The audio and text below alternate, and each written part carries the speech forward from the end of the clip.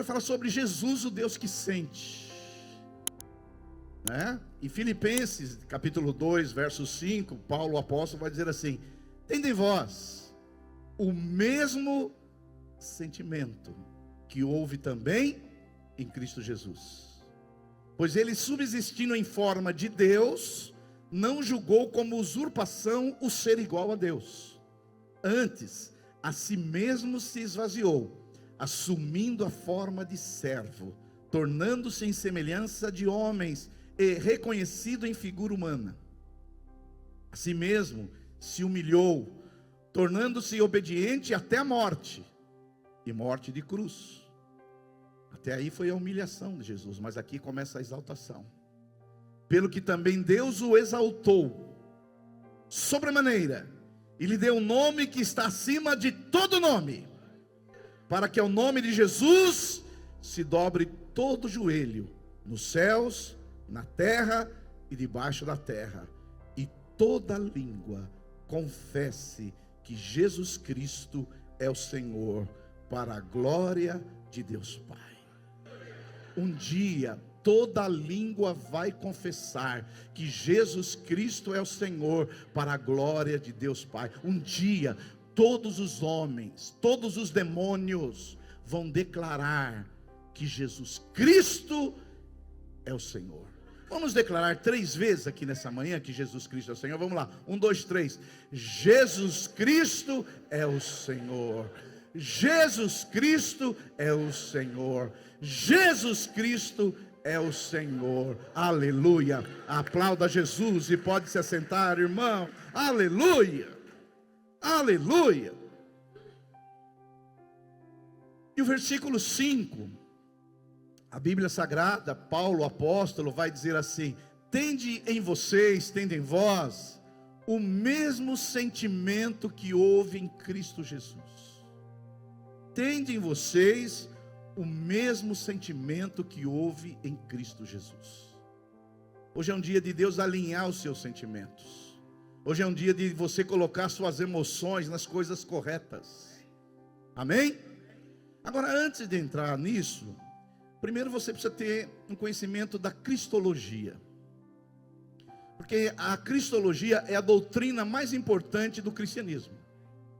A cristologia fala da pessoa de Jesus. A maior necessidade da igreja hoje é conhecer Jesus. Então talvez uma das doutrinas mais difíceis de conhecermos na cristologia é a divindade e a humanidade de Jesus.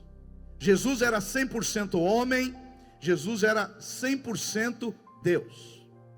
Mas muitas pessoas, e aí que eu acho que está o erro, muitas pessoas acham que Jesus, durante 3 décadas, ele veio do céu como Deus, se encarnou como homem, e tem pessoas que acham que ele ficou ali 3 décadas como homem, e depois ele voltou a ser Deus e não homem. Eu acho que é aí que mora o perigo. Mas eu não sei se você sabe, Jesus, quando ele se encarnou, ele sendo Deus, a segunda pessoa da Trindade, quando ele se encarnou, morreu, ressuscitou, ele continuou sendo homem. Jesus continuou sendo o Deus homem, o homem Deus. Então lá no céu, não existe só um Deus ao lado do Pai, existe um Deus homem. Por isso que 1 Timóteo 2,5, meus irmãos, vai dizer assim: porquanto há um só Deus, um só mediador entre Deus e os homens, Cristo Jesus, homem. Eu quero dizer para você que lá direito do Pai existe um Deus que veio aqui nessa terra, tomou a nossa pele, colocou os nossos ossos, se vestiu do nosso sangue, morreu, ressuscitou, mas está lá no céu, sendo Deus homem. Por isso que ele é o mediador de Deus e o homem. Com uma mão ele está com a mão de Deus, e outra mão na mão dos homens. Então Jesus, ele vai continuar sendo Deus homem para sempre. Então, o Filho de Deus não recuou do seu estado de encarnação. Não, ele não foi só carne durante 3 décadas que ele viveu. Ele continua sendo o Deus encarnado, essa carne assumida que formou ele verdadeiro homem e verdadeiro Deus. Quantos podem dar um glória a Deus assim? Por isso que o grande reformador Calvino, João Calvino, um dos reformadores da reforma cristã, ele diz assim: o Filho de Deus, tendo se revestido da nossa carne, por sua iniciativa também se revestiu de nossos sentimentos humanos, para que em nada diferisse de seus irmãos, com exceção do pecado. Calvino, ele vai dizer assim, que Jesus, um dos motivos porque ele tinha que se tornar homem, é para que ele pudesse se revestir dos sentimentos nossos também, para que Jesus sentisse o que você sente, porque não há nenhum sentimento que você vai ter nessa terra que Jesus não sentiu. Tudo que você vai sentir aqui nessa terra, Jesus sentiu primeiro. Então, quando a gente fala que nós queremos ser uma igreja parecida com Jesus, nós temos que ser parecida com Jesus também naquilo que a gente sente, porque Jesus veio ser o exemplo de vida, de homem, de como Deus quer que nós vivamos. E como, irmãos, nós podemos ter uma vida emocional piedosa? Porque tem muitas pessoas que têm uma vida espiritual cheia de unção, mas quando vai na questão emocional, é uma vida emocional desequilibrada, é uma vida emocional sem controle. Esses dias mesmo, não sei se vocês acompanharam aí pela internet, nós vimos um pastor que ele foi destituído da igreja porque ele tinha muito problema com ira. Ele batia muito nos irmãos. Eu bato em vocês aqui, mas bato pouco. Pego leve. E quando eu já bati, quando eu me excedi, eu vim aqui pedir perdão. Por isso que eu estou aqui nesses 30 anos. Não é? Agora, eu queria falar nessa manhã sobre 3 sentimentos que Jesus teve e que nós precisamos ter. Jesus teve muitos sentimentos, e eu não posso numa manhã falar de todos eles, mas eu escolhi 3, que é dentro do nosso horário, para que a gente pudesse alinhar o que a gente sente como aquilo que Jesus sentiu quando ele esteve aqui na terra. Quantos podem dar um glória a Deus por isso a ele? Primeira emoção que Jesus sentiu aqui quando ele esteve entre nós, e que ele sente ainda estando lá no céu, Jesus sente compaixão para os pecadores que sofrem. Primeiro sentimento que você vai ver em Jesus, que Jesus, ele viveu uma vida de compaixão. De compaixão. Então, a gente percebe na vida de Jesus que a sua missão foi uma missão de misericórdia, de sensibilidade com as pessoas que sofrem e com as pessoas que pecam.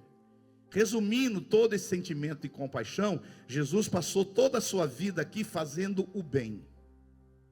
Por isso que em Atos capítulo 10, verso 38, Atos 10, 38, a Bíblia Sagrada vai dizer assim: como Deus ungiu a Jesus de Nazaré com o Espírito Santo e com poder, o qual andou por toda parte, fazendo o bem e curando a todos os oprimidos do diabo, porque Deus era com ele. Alguém pode dar um glória a Deus aí? Hebreus capítulo 4, verso 15, agora falando de Jesus que está à direita do Pai, diz assim: porque não temos um sumo sacerdote que não possa compadecer-se das nossas fraquezas. Antes, ele foi tentado em todas as coisas, a nossa semelhança, mas sem pecado. Ou seja, nós temos alguém lá à direita do Pai, não uma pessoa insensível, refratária, mas nós temos alguém que se compadece das nossas fraquezas.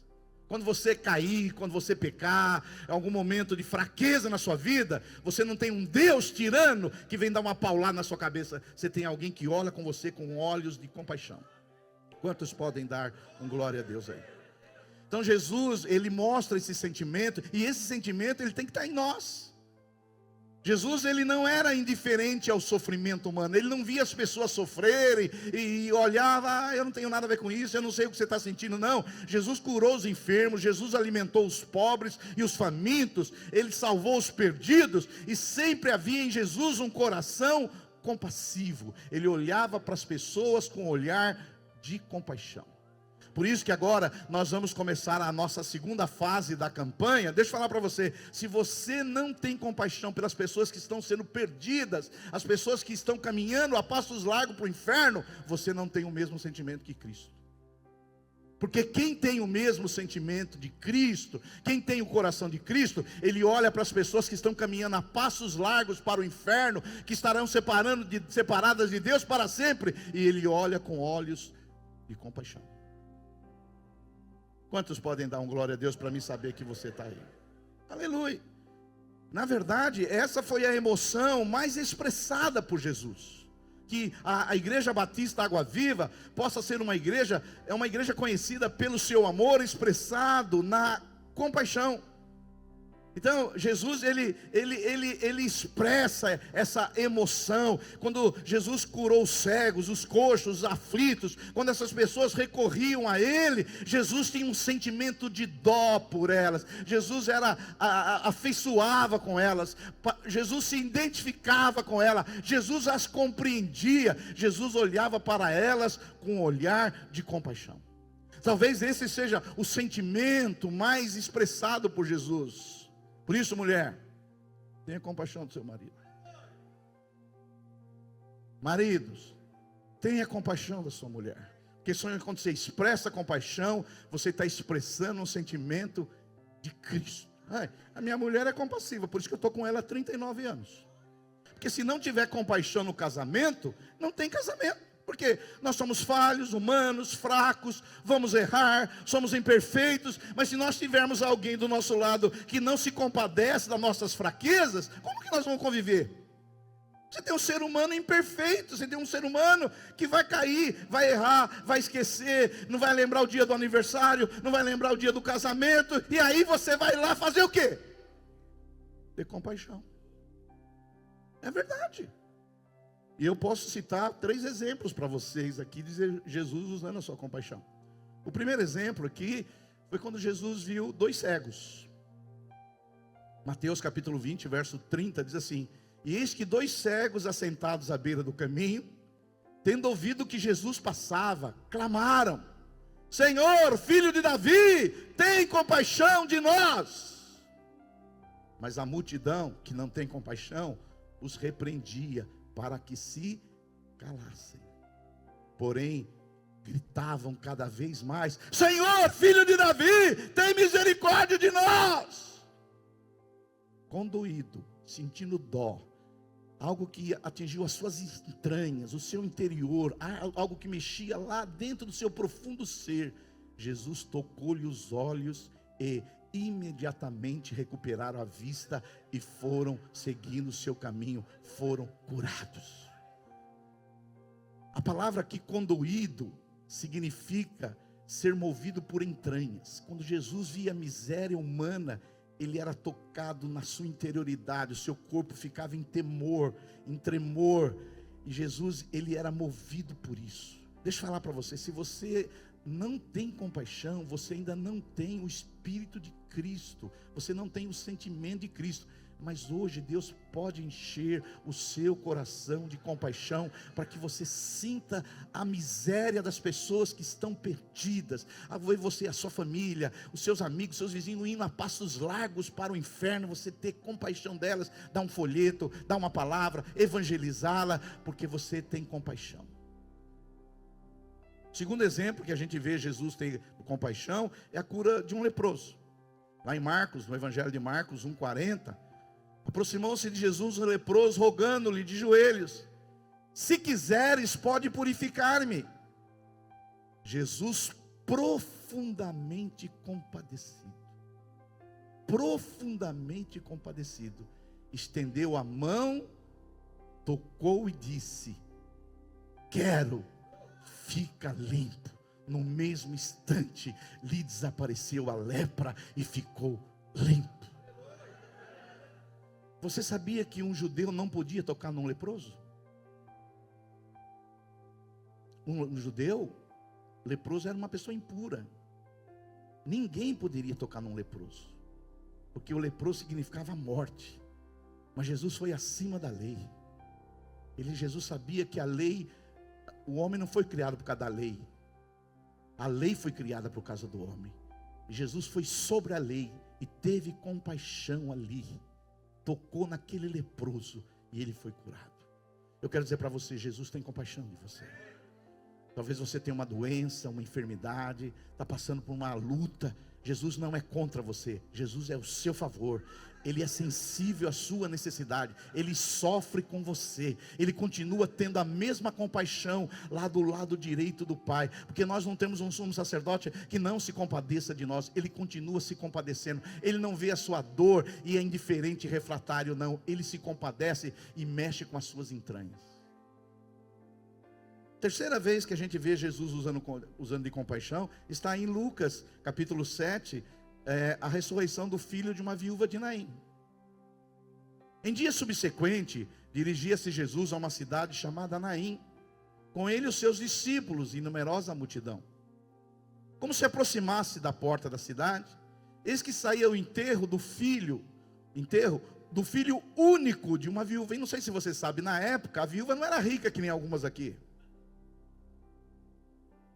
Que hoje a viúva tem pensão, tem aposentadoria, tem indenização. Viúva naquela época, se não tivesse um filho para sustentar, morria. E morreu o filho dela. Então o futuro dessa mulher estava comprometido. E grande multidão saía da cidade. Vendo-a o Senhor, ele se compadeceu dela e lhe disse: não chores. Chegando, tocou no esquife. Uma vez eu vi um pastor pregando que ele gostava muito do instrumento musical chamado esquife. Jesus tocou o esquife, mas aqui não é instrumento musical. Esquife é caixão. Por isso que pastor tem que estudar para pregar, né? Então, porque um irmão uma vez estava pregando o esquife que Jesus tocou. Jesus tocou o caixão, estou traduzindo para você. E parando os que o conduzia, disse: jovem, eu te mando, levanta-te. Sentou-se o que estivera morto, e o morto passou a falar. Jesus o restituiu à sua mãe. Diga um glória a Deus aí, bem legal. Então Jesus, ele tem compaixão. Jesus, eu mostrei 3 exemplos e poderia mostrar outros para você, mas a palavra compaixão significa que essas coisas mexiam com as entranhas de Jesus, mexia lá com a interioridade de Jesus, mexia com os intestinos de Jesus. Jesus foi o único ser humano perfeito nessa terra, e se você quer ter um sentimento alinhado, quem você tem que olhar não é para a psicologia, não, você tem que olhar para Jesus. Jesus tem os sentimentos perfeitos. Então eu quero dizer para você nessa manhã, como você reage ao sofrimento alheio. O Espírito de Cristo é o seguinte: a pessoa errou comigo, eu a perdoo. Às vezes a pessoa tem uma dívida comigo que não vai conseguir pagar, mas eu faço o quê? Perdoo. Isso é exercer compaixão. E eu tenho certeza que se você quer ser semelhante a Jesus, você vai ser mais compassivo do que você quer.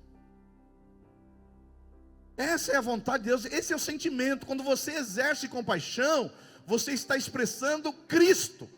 Quando você perdoa a sua mulher que fez alguma coisa errada, você está expressando a Cristo. Quando você perdoa o seu marido, você está expressando a Cristo. Por isso que quando você não perdoa, você não exerce compaixão. E quem não exerce compaixão, não manifesta o Espírito de Cristo. Jesus teve compaixão. E eu pergunto para você, como você reage às pessoas que estão sofrendo à sua volta? Hoje mesmo fui para a padaria, tinha uns mendigos caídos lá na calçada. É fácil olhar para eles e falar: vagabundo, sem vergonha, safado. É fácil.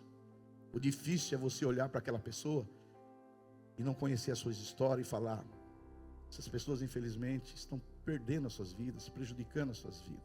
E orar por elas, para que elas tenham um encontro com Jesus e a vida delas sejam transformadas. Que Deus possa colocar em nós um coração compassivo, perdoador. Esse é o coração de Cristo. Toda vez que você perdoa, você expressa Cristo. Toda vez que você sofre o dano, você expressa Cristo. Toda vez que você fica no prejuízo, você expressa Cristo. Isso é sentir o que Cristo sente. Cristo, o maior sentimento que Jesus expressou aqui na terra foi compaixão. Minha mulher, por exemplo, eu sempre, quando eu casei com ela, uma coisa que eu via nela era que ela sempre foi compassiva. Por isso que me aguentou até hoje. Por isso, você que é solteiro, solteira, procure casar com uma pessoa que seja compassiva. Porque se for uma pessoa que não perdoa, dura, truculenta, seu casamento não vai resistir. Porque somos seres imperfeitos, erramos. Vamos errar a todo momento. Mas se você estiver do lado de alguém que te compadece, você vai ver uma vida longa. Sabe por que Deus te aturou até hoje? Porque a misericórdia dele renova-se cada manhã. Por isso que você está aqui hoje. Porque já pensou se Deus falar, hoje não, Silvio Galo, não vou ter compaixão dele não, já aprontou demais, já está no step, já dei a última chance. Não, Deus sempre vai ter compaixão com você. Por isso, tenha compaixão pelas pessoas em nome de Jesus Cristo. Que o Espírito Santo enche o seu coração de compaixão pela sua família, pelos seus vizinhos, pelos seus amigos, e vou dizer até mais, até pelos seus inimigos. Olhar para o seu inimigo e falar, Senhor, abençoe essa vida. Abençoa. Foi meio assim, meio devagar, mas já valeu.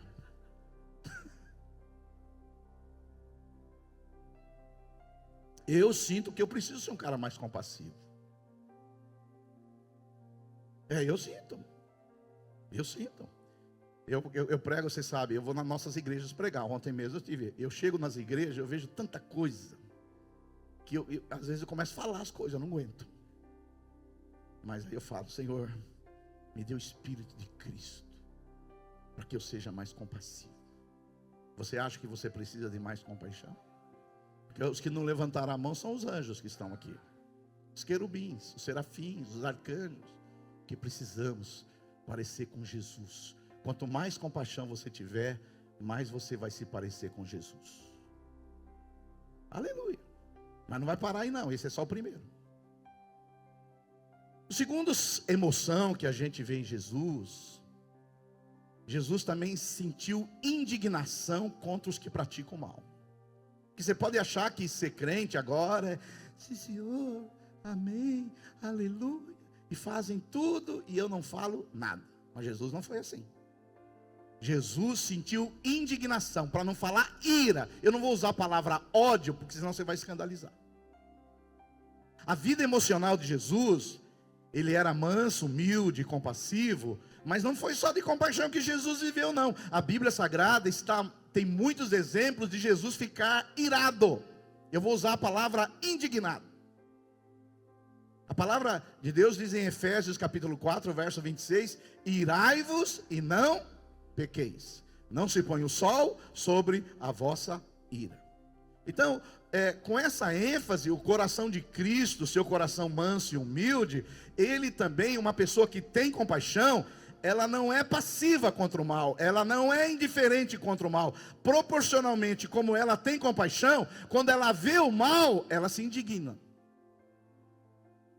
Porque se você é a pessoa que fala que tem muita compaixão, mas vê os erros, vê pessoas sendo injustiçadas, vê o mal sendo praticado e não faz nada, na verdade a sua compaixão é suspeita. Então, seria impossível para um ser moral como Jesus ser compassivo e ser indiferente contra as coisas erradas. Porque nós temos uma moral, Jesus tinha uma moral.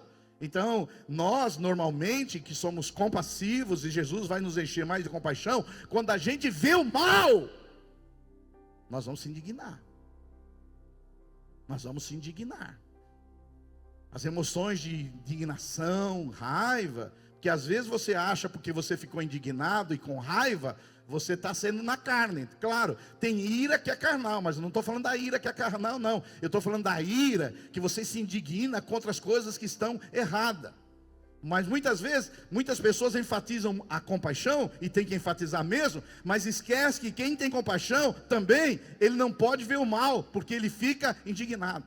Um Cristo que sem compaixão e nunca se irritaria contra as injustiças ao seu redor, seria uma pessoa com emoção desequilibrada. Eu vejo o mal, eu vejo a injustiça, mas eu só olho e não faço nenhuma coisa.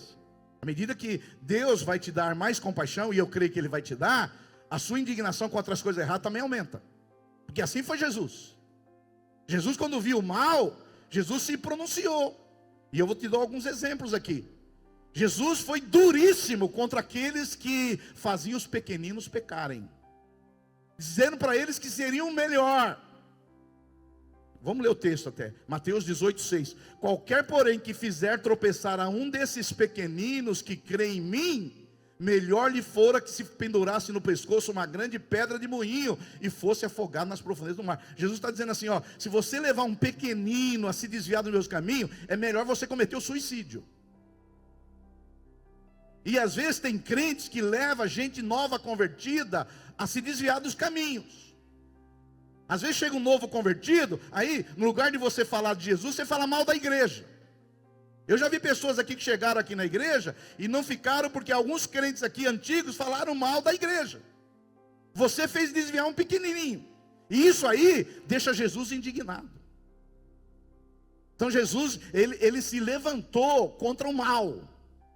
Jesus também, ele expressou diversos juízos contra os escribas e fariseus. Olha só, Mateus 23, verso 3, Jesus diz assim: fazei e guardai, pois tudo quanto eles vos disserem, porém não os imiteis nas suas obras, porque dizem e não fazem.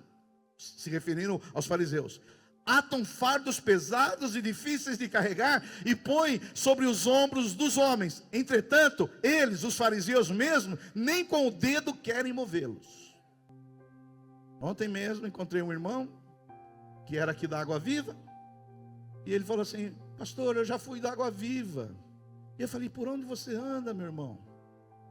Eu falei: agora eu estou numa igreja, não sei se eu vou ficar lá. Eu falei: mas por quê? Ele falou: eu estava de bermuda e fui disciplinado porque eu estava de bermuda na rua. E falaram que 3 meses sem poder participar da ceia. Eu falei: puxa vida.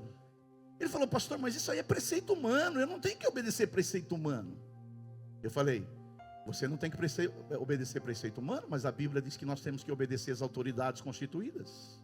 Você está falando mal da sua igreja e você está transgredindo um princípio da Bíblia. Então você está sendo uma pedra de tropeço lá.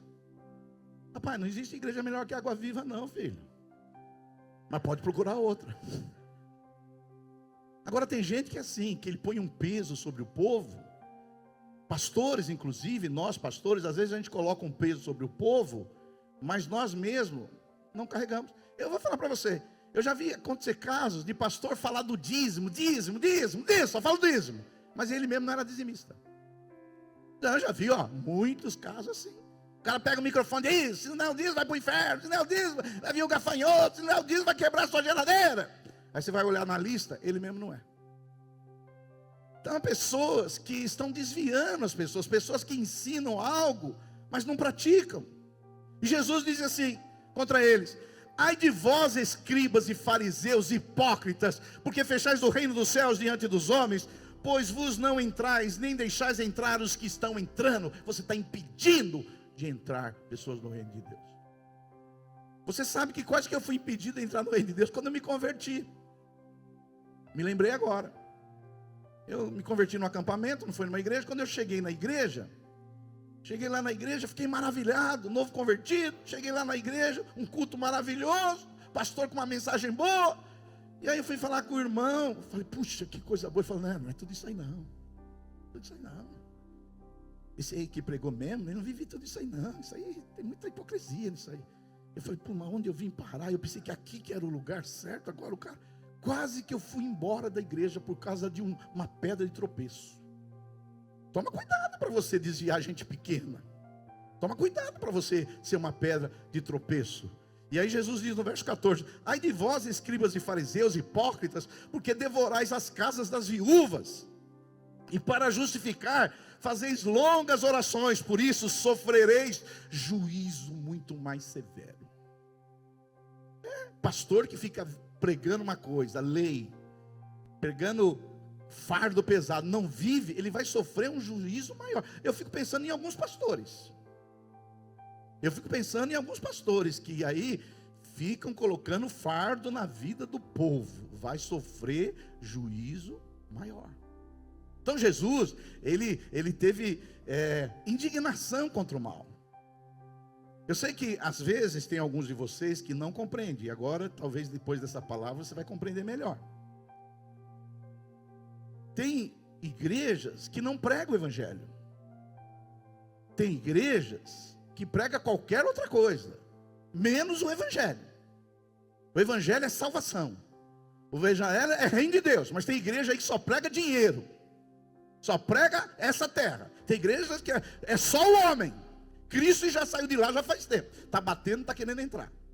E às vezes, como nós nos posicionamos, porque nós não somos contra ninguém, mas somos contra ensinos errados. A gente não ataca nenhuma pessoa, mas ensinos errados, a gente fala o que tem que ser dito. E isso aí é ter indignação contra o mal. Porque nós somos o que somos hoje, como igreja reformada, protestante, porque em 1517 teve um padre agostiniano chamado Martim Lutero, e ele viu que a igreja estava querendo vender a salvação, a igreja estava com indulgência, a igreja estava ensinando a adorar outros ídolos, e ele não ficou quieto.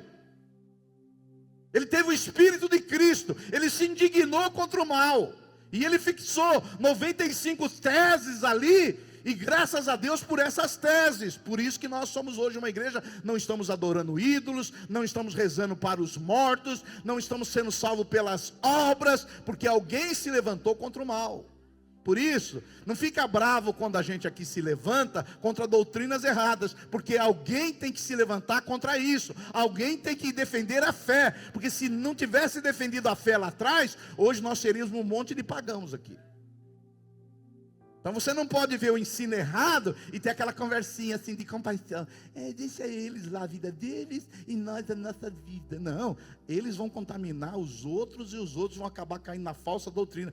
Deu doutrina errada, você não ataca a pessoa, mas você ataca doutrina. Porque o ensino é errado. Agora alguns de vocês ficam com aquelas carinhas de diplomacia. Eu sou diplomaticamente correto. Não, a gente lá na Água Viva cuida das nossas coisinhas. Eles não. Se Martinho Lutero, João Calvino, Zwinglio tivesse pensando como você pensa, hoje nós seríamos um monte de pagãos. Mas como teve gente que se levantou contra o mal, hoje nós temos uma fé mais pura, uma fé mais genuína, uma fé mais bíblica. A Bíblia Sagrada é a única regra de fé e de prática. Por isso, você nunca vai ver ninguém aqui atacando uma pessoa, nunca. Mas doutrina, nós não vamos ouvir besteira por aí, coach, neurociência sendo pregado nas igrejas, e falar, não, cada um continua na sua, a gente aqui está, não, nós estamos aqui não só para crer em Jesus, nós estamos aqui para defender o Evangelho, nós estamos aqui para ser apologista do Evangelho, para que a próxima geração não caia nesses erros que as pessoas estão caindo aí. Alguém pode dar um glória a Deus aí? Porque homens e mulheres de Deus se indignaram contra o mal.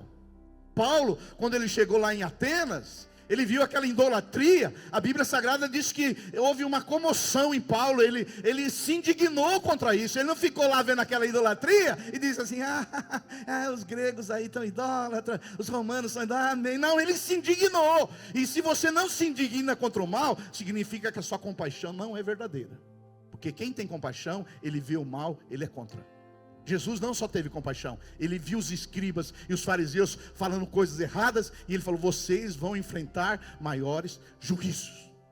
Deixa eu falar para você, você não pode ver o mal e falar assim, eu não tenho nada a ver com isso, isso aqui é problema. Não, Deus colocou o Espírito Santo em você, Jesus se levantou contra o mal, e se você realmente ama Jesus, quando você vê o mal, você não aceita. Aleluia, aleluia. Desculpe falar algumas coisas, porque essas coisas vocês não vão ouvir em todo lugar não. E não vem acabar o culto e falar, pastor, eu sou toda compaixão. Não, você vê o mal e não fazer nada, é que você não tem compaixão. Porque às vezes você pode se enganar com essas emoções. Eu tenho problema com a ira. Alguém aqui tem problema de ficar irado? Nervoso? Eu tenho esse problema. E minha mulher sabe bem. Mas, às vezes, a sua ira, ela é positiva. E aí você confunde com a sua ira negativa, Aí você fala assim: ah, mas se eu estou irado é que não é de Deus. Toma cuidado. Que tem ira negativa, que é carnal, pecaminosa. Agora tem ira, que é indignação, que é positiva. Pastor, e como que eu vou saber quando é negativa e positiva? Uma regrinha só para você. Quando você quer defender você mesmo, é que é negativa. Mas quando você quer defender os outros, que possivelmente ela é uma ira positiva. Ninguém deu amém, mas eu digo amém para mim mesmo. Amém. Agora também não precisa. Aleluia. Então Jesus, o homem perfeito que viveu aqui, que é um modelo de vida, ele era um Deus compassivo, um homem que tinha compaixão. Mas Jesus também, quando viu mal, doutrinas erradas, coisas erradas, ele se indignava. Agora vamos para o terceiro sentimento, que é mais ameno, mais tranquilo. O terceiro sentimento que a gente vê em Jesus, que Jesus é o Deus que sente, Jesus sente alegria com a fé dos pequeninos. Esse é um sentimento que Jesus expressou muito, além da compaixão, da indignação. Olha só, Lucas capítulo 10, verso 17, diz assim: então regressaram os 70. Quem eram os 70? 70 discípulos que Jesus enviou de 2 a 2, possuídos de grande alegria, dizendo: Senhor Jesus, os próprios demônios se nos submetem pelo teu nome. Aleluia. Mas ele lhes disse: eu via Satanás caindo do céu como um relâmpago. Eis aí vos te dei autoridade para pisar de serpentes e escorpiões e sobre todo o poder do inimigo, e nada, absolutamente nada vos causará dano. Aleluia. E Jesus diz assim: olha, vocês estão se alegrando porque os demônios se submetem? Alegrai-vos não porque os espíritos vos submetem, e sim porque o vosso nome está arrolado nos céus, está escrito no livro da vida. Você está feliz porque você está expulsando um demônio, curando um enfermo? É um motivo para estar feliz mesmo. Mas você devia estar feliz, você devia dar glória a Deus, você deveria exultar, você deveria regozijar, você deveria pular, sabe por quê? O seu nome está escrito lá no livro da vida. Essa é uma coisa tremenda, esse é o motivo da nossa alegria. Por isso que eu não me conformo, pastor Sherman, do cara assistir Corinthians e Vasco e vir pular em cima de mim como um doido. E eu preguei sobre que Jesus nos ama até o fim, e o cara não deu glória a Deus. Estava acompanhando o jogo, e ele quis ainda me alegrar, dizendo que o Corinthians ganhou de 3 a 0. Por isso que às vezes os nossos sentimentos estão em lugares errados. Mas Jesus, quando ele viu os discípulos, você é discípulo de Jesus, os discípulos foram para uma missão, foram lá pregar o evangelho, o diabo foi derrotado, o inimigo foi amarrado, pessoas foram libertas, o Espírito do Senhor veio sobre ele e ungiu aquelas pessoas, deu libertação àquelas pessoas. Jesus viu aquilo e não aguentou. No verso 21, às vezes a gente passa rapidinho. Naquela hora exultou Jesus. Talvez você não sabe o que significa essa palavra exultou, e eu preciso parar aqui. A palavra exultou no grego significa que Jesus não se conteve, que Jesus ele começou a dançar, que ele começou a pular, que ele começou a se alegrar, que ele não se conteve de tanta alegria em ver aqueles pequeninos sendo usados por Deus. Uma alegria que Jesus não se conteve. E só tem praticamente esse versículo que diz que Jesus não se conteve. Ele pulou de alegria. Teve um rapaz, pastor William, que quando o Corinthians ganhou o título do Palmeiras, que quando o goleiro do Corinthians defendeu o pênalti, ele veio e pulou em cima de mim. Eu falei: se contenha, se contenha, se contenha. Mas que alegria por causa disso. Mas Jesus não se alegra por isso, Jesus se alegra por outras coisas. A Bíblia Sagrada diz que Jesus começou a se exultar. Jesus teve uma alegria indescritível, uma alegria indizível, uma alegria que ninguém conseguia expressar, pular de alegria. Você se lembra quais foram os momentos que você teve mais alegria na vida? Vamos pensar um pouquinho aqui. Ai, tocou até celular nessas horas. Você lembra? Lembra aí para você. Quais foram os momentos que você não se conteve? Que você pegou a sua mulher e levantou ela lá em cima? Ou você nunca fez isso ainda? Todo dia. Aquele momento que você fala, é comigo, aleluia, e glória a Deus, e aleluia. O dia da sua aposentadoria? Amém, é um bom motivo. O dia do seu casamento, você pegou a sua noiva e levou lá, carregou ela no colo. O dia que ficou grávida, Joana, o dia que você descobriu que ia ser mãe, que ia ter uma família, que ia chegar um novo ser. Aí você, aleluia, e glória a Deus, aleluia, eu sou a pessoa mais feliz do mundo. Foi assim que Jesus sentiu. Algumas pessoas acham que Jesus não se conteve, ele não se controlou. Então Jesus sentia alegria quando ele via fé nos pequeninos. O dia que você aceitou Jesus, Jesus pulou de alegria.